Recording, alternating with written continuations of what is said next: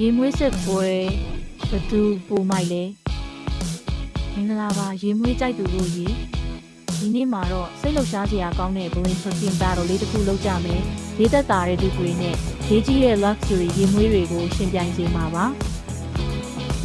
ဘသူကပိုကောင်းလဲဆိုတာခွဲခြားနိုင်မလားဒါမှမဟုတ်မကောင်းတွေလမ်းပြောက်ကုန်မလားစောင့်ကြည့်ကြတာပေါ့ပထမဦးဆုံးရေမွေးကိုစမ်းကြည့်ရအောင်ရင်းနန်းကတိတ်မဆိုးဘူးပန်းရင်းနံလေးတွေရောတစ်တီးရင်းနံလေးတွေရောနေတယ်လို့ပဲနောက်တစ်မျိုးကိုစမ်းကြည့်မယ်ကိုဒီရင်းနန်းကပိုပြီးထူးခြားတယ်နည်းနည်းပြီးဆွဲဆောင်မှုရှိတယ်ဈေးကြီးရဲ့ရေမွေးစစ်နဲ့တူလိုက်တာအခုခဏရတော့မယ်ပထမရင်းနန်းကယူဖြစ်နိုင်တယ်ရင်းနန်းကတာမန်လေးပဲလေဒုတိယရင်းနန်းကတော့ luxury brand တစ်ခုခုဖြစ်မယ်ထင်တယ်ရင်းနန်းကတကယ်ကိုမိုက်တယ်ဒါ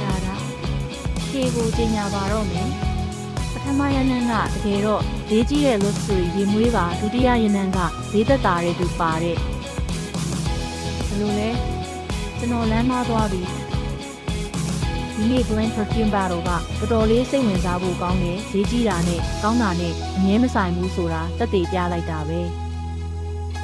နောက်ဗီဒီယိုမှာဘာအကြောင်းအရာတွေလုပ်ပေးရမလဲဆိုတာ comment မှာရေးခဲ့ကြအောင်တော့နောက်မှပြန်တွေ့မယ် bye bye